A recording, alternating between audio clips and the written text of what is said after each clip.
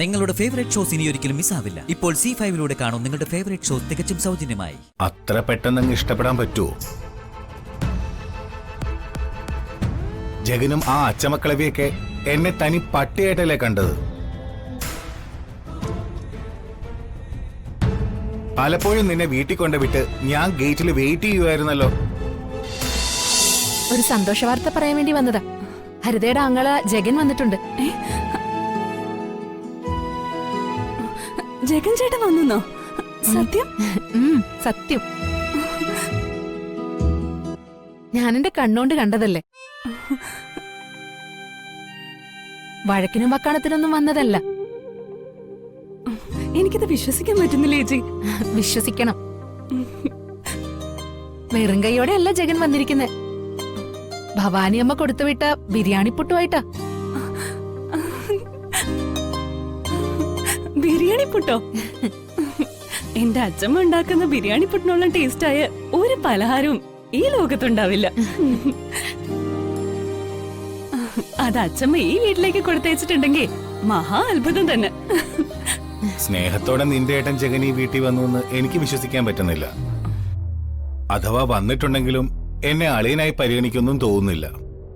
എന്നങ്ങ് വിധി എഴുതാതെ കല്യാണ മണ്ഡപത്തിൽ വെച്ച് തന്നെ ജഗന്റെ ശത്രുതയെല്ലാം തീർന്നെന്ന് നമുക്ക് ബോധ്യപ്പെട്ടതല്ലേ.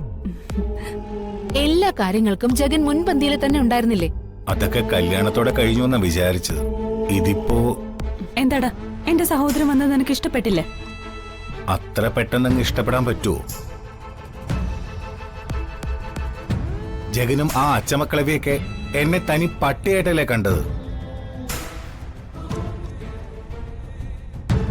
പലപ്പോഴും നിന്നെ വീട്ടിൽ കൊണ്ടുവിട്ട് ഞാൻ ഗേറ്റിൽ വെയിറ്റ് ചെയ്യുമായിരുന്നല്ലോ. അപ്പോഴൊക്കെ ജഗൻ വന്ന് എത്ര നികൃഷ്ടമായിട്ടാ എന്നോട് പെരുമാറിയിട്ടുള്ളത്. തൊഴിലൊന്നും ഇല്ലെങ്കിൽ ഗേറ്റിൽ പട്ടിയെ പോലെ വാലായിട്ട് നിന്നാ മതി, ശമ്പളം തരാമേ എന്നുവരെ ആക്ഷേപിച്ചില്ലേ.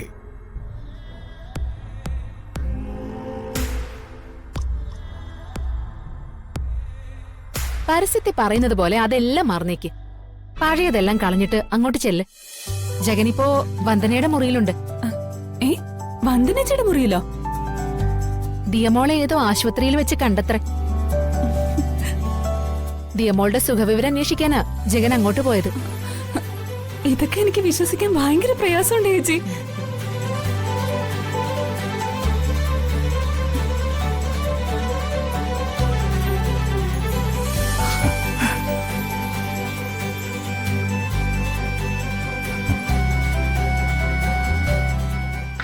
വന്നിട്ട് കൊറേ നേരമായോ? ഇല്ല, ഇപ്പൊ ദേ വന്ന് കരുതേ ഉള്ളൂ. അപ്പൊ തന്നെ എന്റെ രോഗിയുടെ സുഖവിവരം അന്വേഷിക്കാന്ന് കരുതി. വലിയ ക്ഷീണമെന്നൊക്കെ പറഞ്ഞ് കിടപ്പായിരുന്നല്ലോ. ഇപ്പൊ നിന്റെ ക്ഷീണമൊക്കെ മാറിയോ? ജഗനങ്ങളെ കണ്ടപ്പോൾ എല്ലാം മാറി.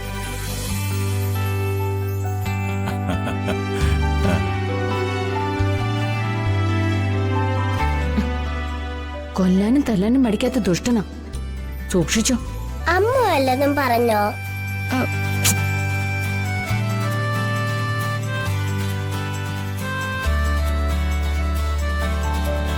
ആ, ഓളുടെ കാലിലെ പ്രശ്നങ്ങളൊക്കെ മാറി വരുന്നില്ലേ?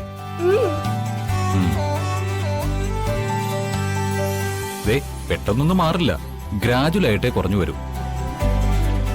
ഇക്കാര്യത്തിൽ ശ്രദ്ധിക്കേണ്ടതേ വന്ദനയാ.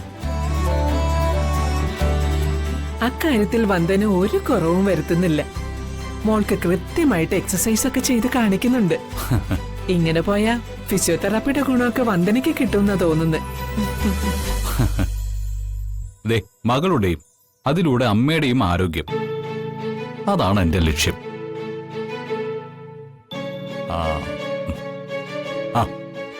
മോൾക്കോ അമ്മയ്ക്കോ ഫിസിയോതെറാപ്പിയിൽ എന്തെങ്കിലും സംശയം ഉണ്ടെങ്കിൽ ഞാൻ വെയിറ്റ് ചെയ്യാം.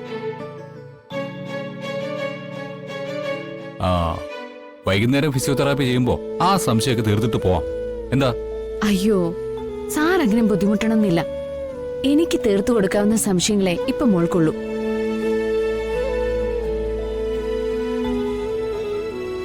തിരക്കുള്ള നേതാവല്ലേ, പോകേണ്ട കാര്യത്തിന് പോയിക്കോ.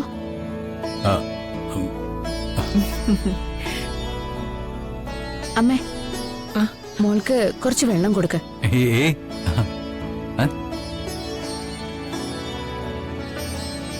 ശരി മോളെ.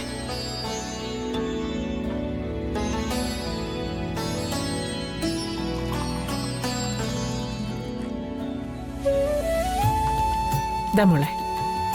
ഞാൻ വെള്ളം ചോദിച്ചില്ലല്ലോ. മരിയയ്ക്ക് വെള്ളം കുടിക്കേ. മോള് കുടിക്കേ കുടിക്കേ.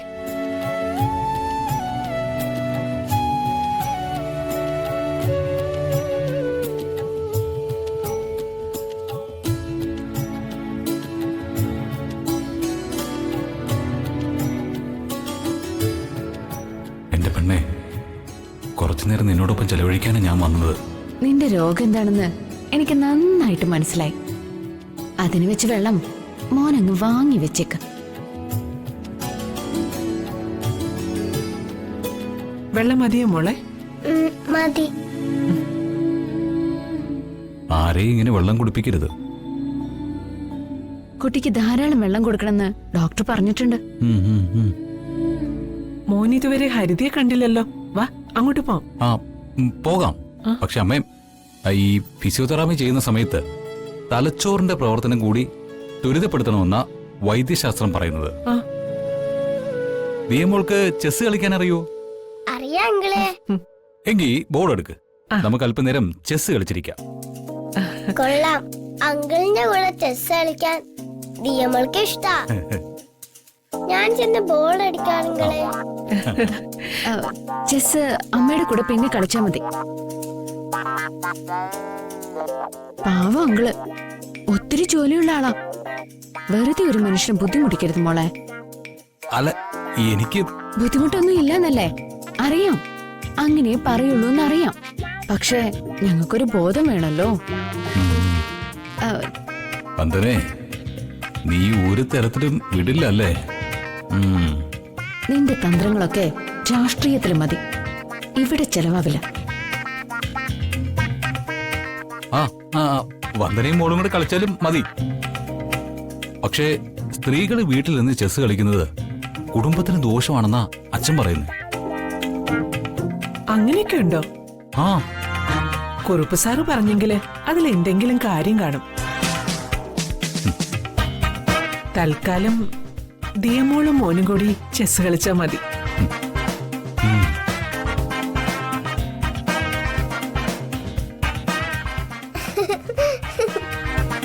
ഞാൻ പോയിട്ടേ ചെസ് ബോർഡ് എടുത്തോണ്ട് വരാം. ആ ശരി. അമ്മേ, അത് വേണ്ട. വേണം മോളെ. സ്ത്രീകൾ ചെസ് കളിക്കുന്നത് ദോഷാണെന്ന് കുറുപ്പ് സാറ് പറഞ്ഞത് മാനിക്കണം. ആ, വ്യായാമം ചെയ്യുന്ന സമയത്ത് ബ്രെയിൻ വർക്ക് ചെയ്യണം. അതാണ് പ്രധാനം.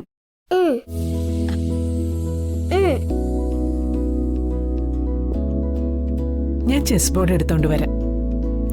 ആ ശരി.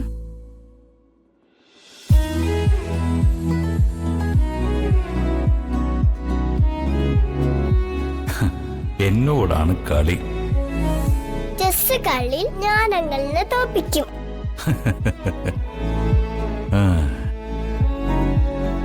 അങ്കിള് ജയിച്ചു കഴിഞ്ഞു മോളെ.